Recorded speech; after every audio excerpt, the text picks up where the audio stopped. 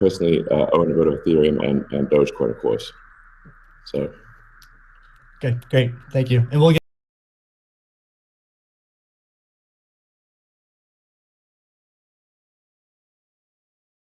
into some of those issues in more depth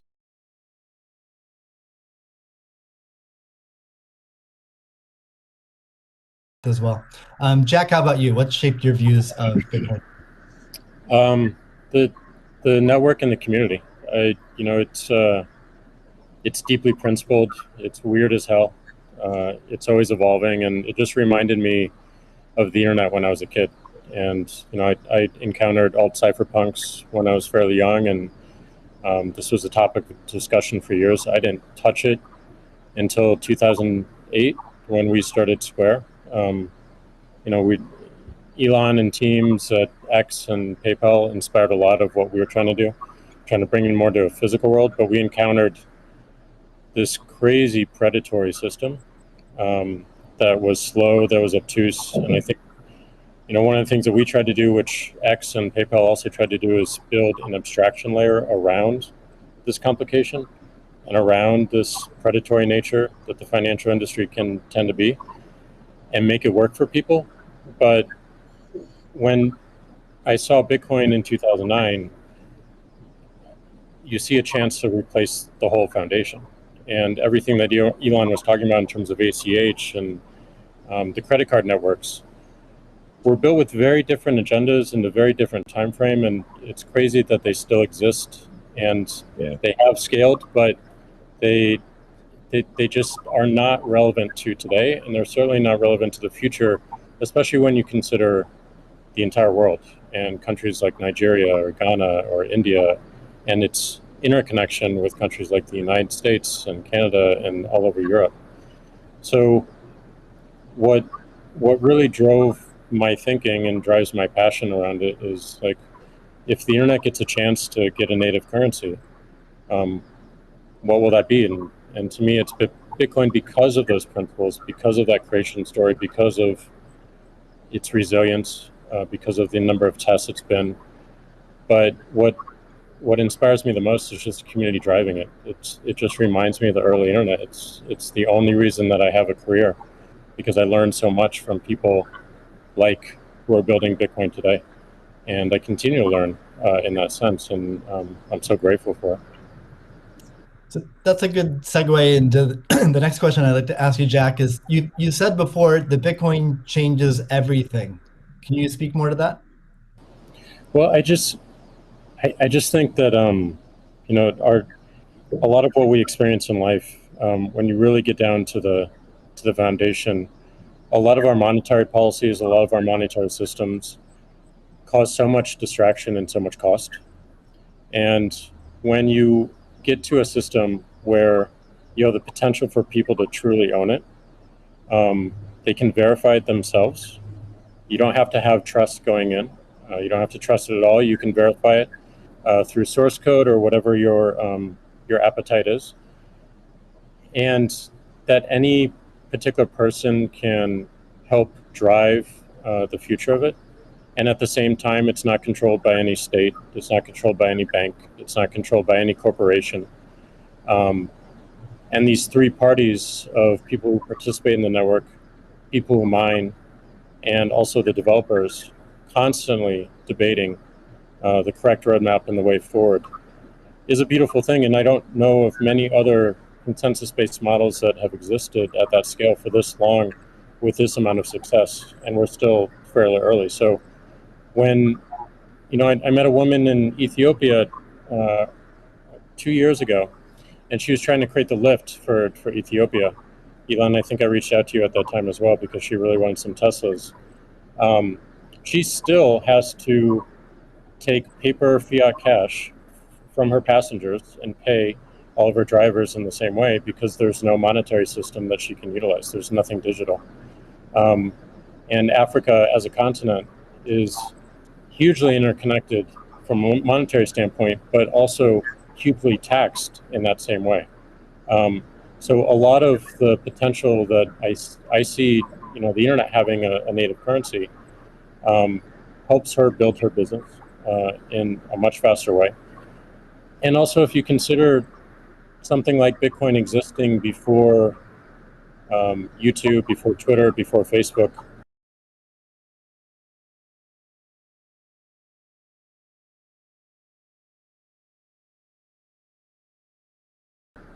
a lot of the business models that we have today would not.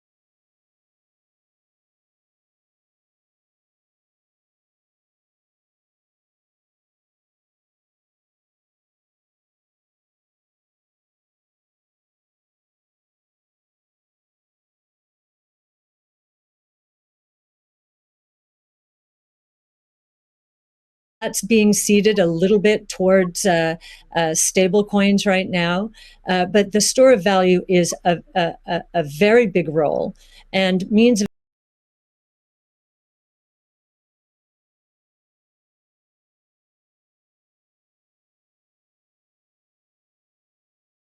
this idea that it's a hedge against confiscation of wealth. And that can take place in a myriad of ways. But inflation, and especially hyperinflation in emerging markets, is the primary way. Talk about destroying purchasing power. So that's a very big idea. And I'll also mention deflation. In some ways, it's a hedge against deflation. I know some people are confused that we at ARC think that we're in a deflationary environment here in the United States. If that is true, the odds of a hyperinflation in the rest of the world, especially in emerging markets, is also true. So, but this deflation, and we learned from 0809, there's counterparty risk associated with deflation. And I think Bitcoin would be a hedge against that eventuality as well. So it's a very big idea. Right.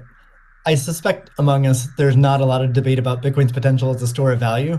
But Jack, you referenced earlier it being or becoming the native currency of the internet. Can you speak more to that, and also how it relates to maybe how institutions think about it?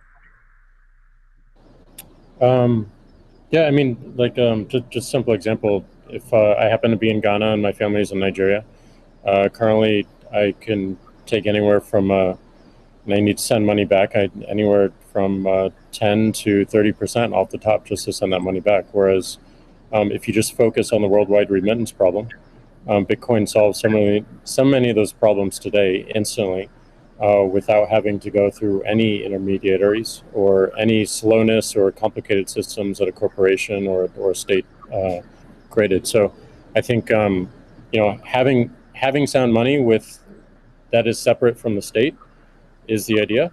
Having it completely verifiable by everyone, including the state, including corporations, including individuals, including developers who want to build on top of it, is quite powerful, and that's what keeps it secure and strong. And I think that's we need more of that, which is why this one of the reasons why this conversation is so important is as entities come into the space, it's not just buying an asset and holding on to an asset and treating it as an investment. There's something special that created this, and something precious and something very unique, which has to be protected, and we need to do whatever we can to help that thrive as well. Elon, I'm curious your opinion on this. You mentioned earlier about Bitcoin's throughput, or the importance of throughput, maybe some concerns around Bitcoin. Can you speak? Do you think Bitcoin can become peer-to-peer cash? Well, Bitcoin does have a fundamental scarcity limit at the base layer that's designed in. That doesn't mean you can't have some layer 2 system in theory like Lightning. And I understand Lightning is doing well in some small countries. There's some question mark as to whether you need a money transmitter license. Just a debate as to whether that's needed, given that it is not open ledger. So it's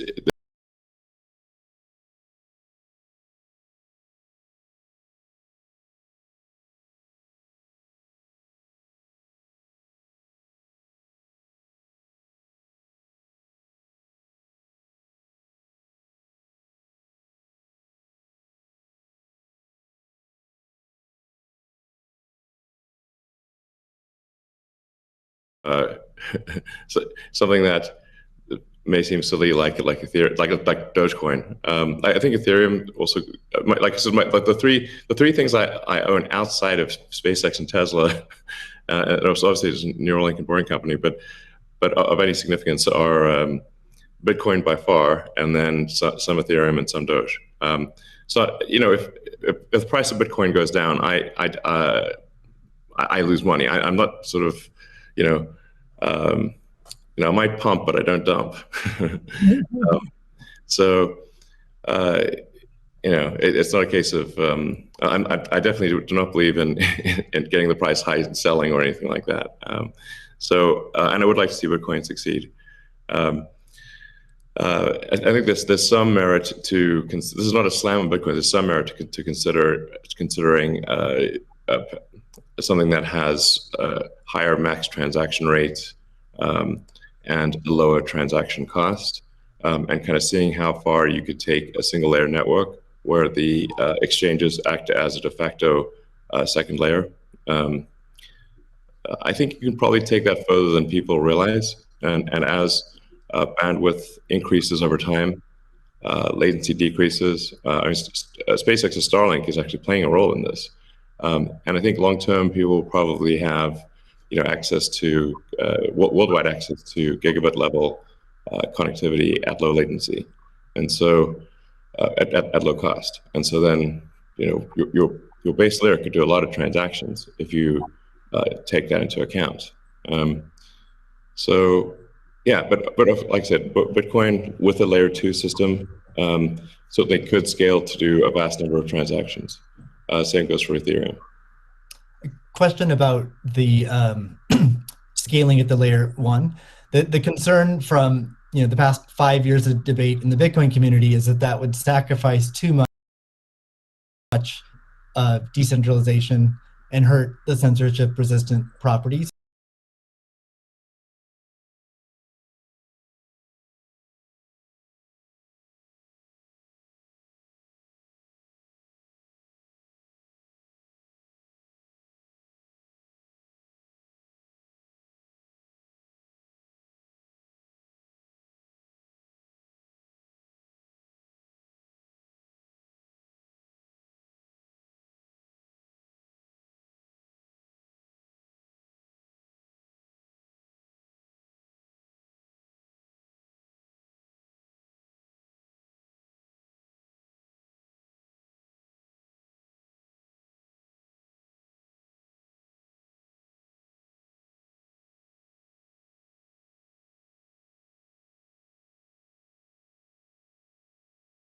Of Bitcoin.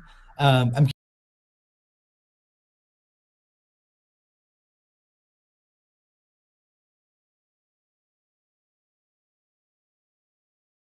these parameters were set, I don't know, what, in 2008 or something, maybe 2009. And there've been some improvements since then, but not a lot. So, it's sort of like if there was still in 2008 there was still a non-trivial number of people on modems. So.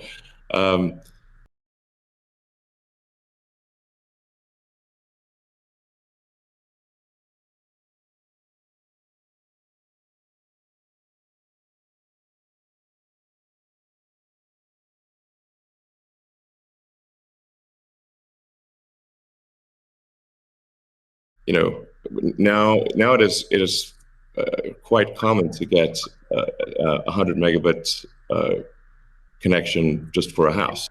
Some houses have gigabit connections. So, and that trend is obviously in the direction of higher bandwidth and lower latency. And if somebody else doesn't do it, Starlink certainly will. So I have high confidence that you will be able to maintain a decentralized finance system while still having a much bigger blockchain, aka ASCII text ledger, a hash ledger. You can make the hash ledger bigger without suffering from decentralization as the average connectivity improves, obviously. One idea would be to to put a Bitcoin full node in Starlink terminals. That way more people would be running it. Actually, I have run this by the team at one point. I had this idea, which is kind of off the wall, but like, let's say you need a little space heater, and normally your space heater would just be pure entropy.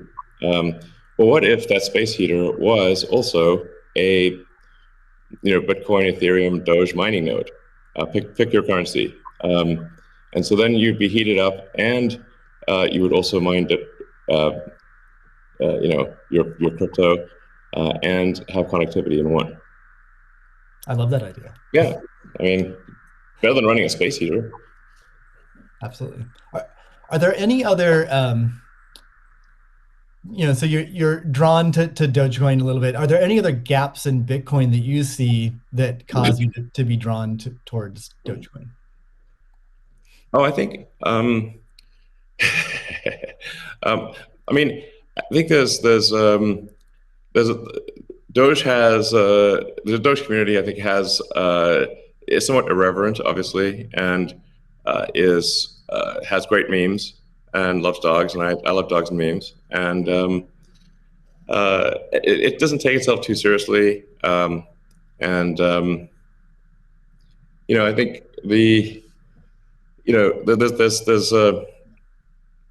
there's Occam's razor, which is the simplest answer is the most likely. It's a summary of Occam's razor. The simplest answer is the most likely one. Then there's a friend of mine came up with a variant on that the most ironic outcome is the most likely one. And then I have a variant on that, which is the most entertaining outcome is the most likely one. So if that is true, then the most ironic and entertaining outcome would be that the cryptocurrency that was started as a joke to make fun of cryptocurrencies ends up being the leading cryptocurrency. That would be the most ironic outcome. Jack, what are your thoughts on that? Is Bitcoin resilient enough to overcome that? I think it's resilient, but also I think like you find, I mean, that's what attracts me to Bitcoin in the first place is the irreverence. A lot of that just brings it forward, and at first go it makes it a little bit inaccessible, but as people get into it, it makes it more accessible and more spreadable. And I absolutely think the resilience is there. I think it's important to have fun as well. And anyway folks can express themselves. I think that goes back to the main idea of like how do we create a native currency for the internet? Anything that goes towards that path, like that's whatever wackiness or fun we can have along the way. That's going to make it a lot more enjoyable, and it's going to make a lot more people want to use it. I'd also point out there's nothing stopping someone from creating a Bitcoin wallet that's like fun and has memes, has dogs. That's possible as well. Great. Let's move on. Work done right now at this point. Let's move on to the next topic, which is Bitcoin and energy. It's a really hot topic that lots of people are talking about. Let's start with Elon. You've been vocal on this. You've said that. I mean, you said many things about it. You've also said that Tesla will resume payments in Bitcoin payments if the renewable energy is approximately 50% and sort of looks like it's on a positive future trend. What do you think the state of things are with respect to that? Yeah, so I do think that there appears to be a positive trend in the energy usage of Bitcoin. Actually, part of this is due to the drop in Bitcoin price. I mean, what I observed, or what I thought I was seeing, there may be some disagreements on this, but from when Tesla announced that it had acquired Bitcoin and was doing Bitcoin transactions, there was a massive run-up in the Bitcoin price, and also a massive increase in the amount of energy used to mine Bitcoin. And I think I understand renewable energy quite a bit. I mean, Tesla does solar and interacts with a lot of wind generation through our mega pack, because basically need to store energy from wind and from solar. So we're pretty plugged into the renewable energy industry. And there's just no way that you could basically double or triple the amount of energy in such a short period of time with renewables. You could shovel coal that fast. And so I was like, look, this is too sketchy. Tesla's mission is accelerating the advent of sustainable energy. We can't be the company that does that and also not do appropriate diligence on the energy usage of Bitcoin. So all I did was I said, look, we're going to suspend Bitcoin transactions for now. We're not selling any Bitcoin, nor am I selling anything personally, or nor is SpaceX selling any Bitcoin. Again, I want to emphasize SpaceX, Tesla, and I own Bitcoin. I also own a little bit of Ethereum and Doge, but the companies just own Bitcoin, and the Bitcoin that I own is worth much more than the Ethereum or Doge. So Bitcoin energy usage. Now, it looks like Bitcoin is shifting a lot more towards renewables, and a bunch of the heavy-duty coal plants that were being used, unequivocally being used, this is not a question mark, have been shut down, especially in China. So I think it's probably, we want to do a little bit more diligence to confirm could confirm that the percentage of renewable energy usage is most likely sort of at or above 50%, and that there is a trend towards increasing that number. And if so, then Tesla will resume Bitcoin, accepting Bitcoin. So I think we want to just do a little bit more diligence, and I think, but most likely the answer is that Tesla would resume accepting Bitcoin, most likely.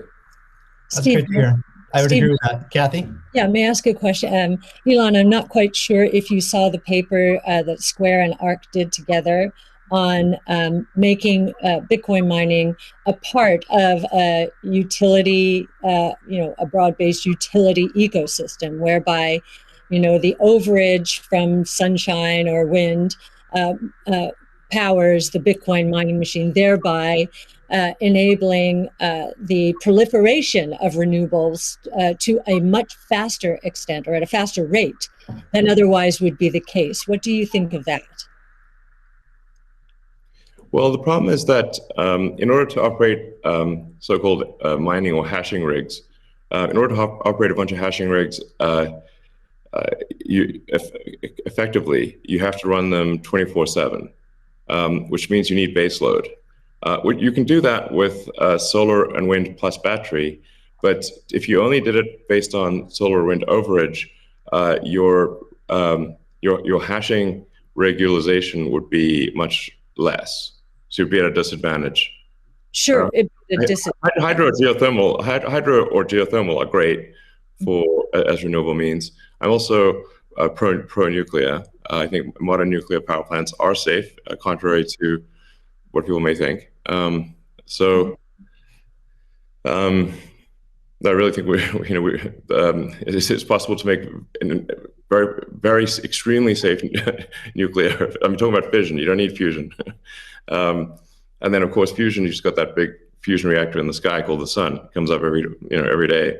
But I think a combination of solar and wind plus stationary storage will get you that base load, so you can run hashing 24/7.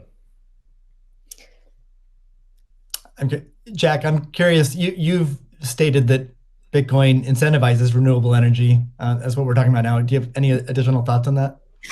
Yeah, I mean, everything that Elon said and Cathie mentioned, but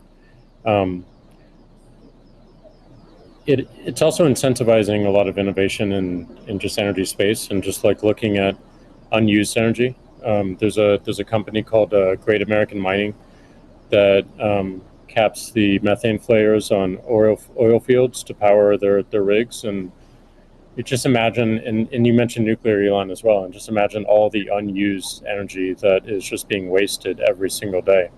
And being able to get that energy and converting it into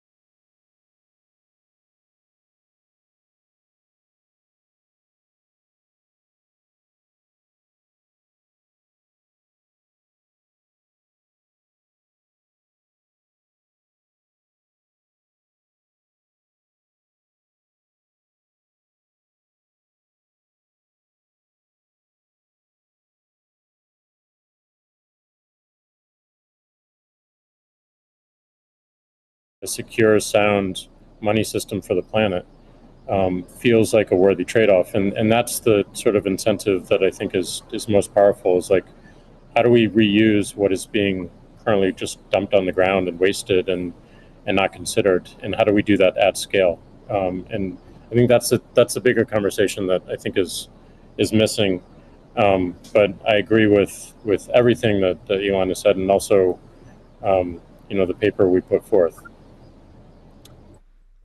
I'm curious if any of you have thoughts on how what the industry can do to accelerate the transition to renewable energy. And like Elon specifically, could Tesla Energy or Starlink play a role? Well, I think Tesla can play a role. Tesla's literal reason for existence. The reason I've put so much of my life energy into Tesla, which is a lot. In fact, I would say that I've had some pretty tough life experiences, and Tesla is responsible for probably 2/3 of all personal and professional pain combined. Just to give you a sense of perspective there. So this is a hella hard situation. But we do solar, commercial solar, solar retrofit, as well as the solar roof, and we make consumer battery packs called Powerwall for houses and small businesses, and then the utility scale, which are gigantic. These we've done now a number of gigawatt-hour installations. That's a lot. That's a lot. And a lot of them actually have been for load leveling the grid. Mostly they are, and combined with the first really big one we did, which is 100 megawatt installation in Australia. That's actually helped stabilize a huge portion of the South Australian grid. because it's able to react so fast. In fact, at first, because they've got a billing system in Australia that I think works at the sort of millisecond level, and we were operating at the microsecond level. So the system was operating so fast that the measuring system couldn't see it. But so Tesla's certainly doing a lot to enable renewables, especially wind and solar. And in fact, the limiting factor for us right now is cell production. So we need to both internally get the Tesla internal battery cells produced, as well as increase supply from suppliers. I mean, generally, when I talk to our suppliers and they say, how many cells would you like us? How many cells can you make? Because sometimes they're like concerned, like, well, is Tesla going to compete with them on cells? I'm like, no. If you want to make the cells, be our guest. It's just that we need a crazy number of batteries, and they need to be done. It also needs to be mined and produced and manufactured in an ethical and environmentally sound way. So, at Tesla, we really do aspire to be the good guys, like, to be a company that people can believe in. It doesn't mean we don't make mistakes, but that's what we try. So,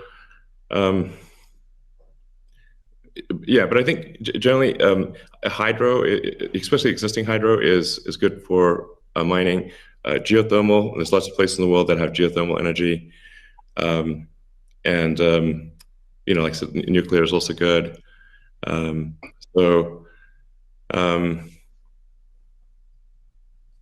Yeah, I think just I'm like as I said earlier, the expectation is not like that the energy production must be pure as the driven snow, but it must it can't be using. It also cannot be using